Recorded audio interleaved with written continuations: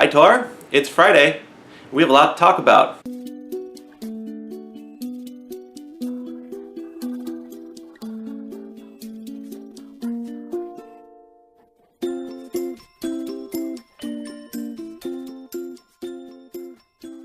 So you asked me about video games.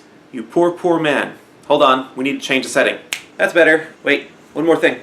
That's better. So you asked me about video games, and boy do I have a treat for you. I'm going to list all my favorite video games for you. I'm sorry. A few small things before we begin. One, I'm really happy that you finally got the video camera I sent you.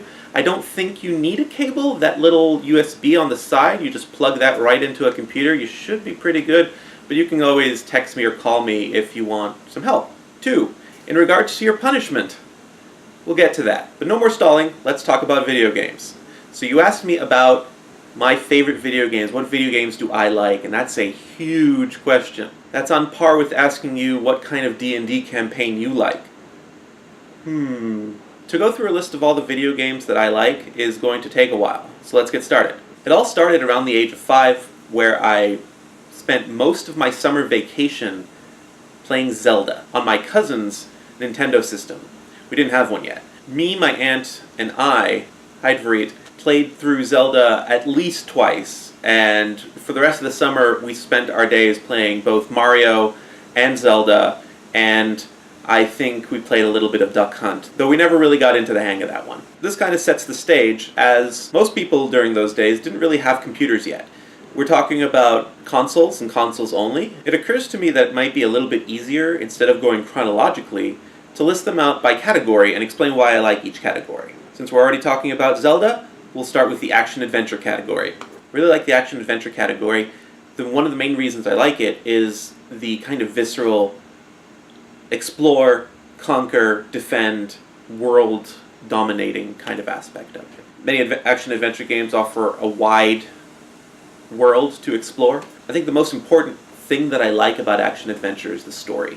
Almost every single one of them, and the reason they're called adventure games specifically, is because the gameplay and the story kind of go hand in hand. In the list of action-adventure games, we have Zelda, which we've already talked about, and the Zelda line is very long and established, with the Ocarina of Time being one of the best in the series, although the most recent in the series right now, A Link Between Worlds, is actually pretty phenomenal. Other titles definitely include some hack-and-slash adventure game types, Diablo being a very, very prominent player in this market. What I really like about Diablo, I think, is that the worlds are random.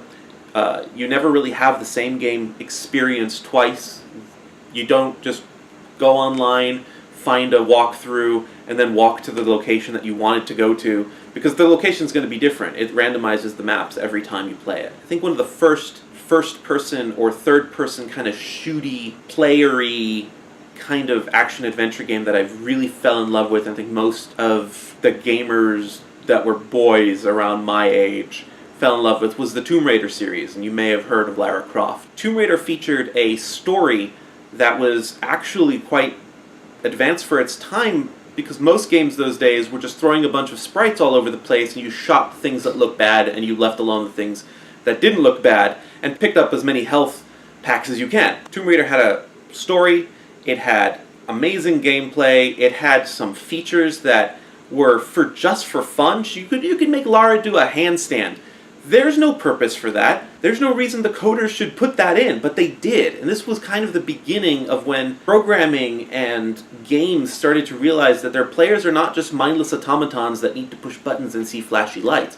They need experience. Some more modern action-adventure games, kind of along the lines of Tomb Raider, would be the Uncharted series, which is actually it's kind of like a spiritual successor to the Tomb Raider series, although this is going on the internet, and I'm sure I'm going to start flame war for just saying that. Stay tuned, this is going to be a two-parter, because man, do we have a lot to talk about, and in the second part, we'll definitely talk more about your punishment. And I will see you later this week. Don't worry, you still have to make a video on Tuesday, but I will probably see you before then.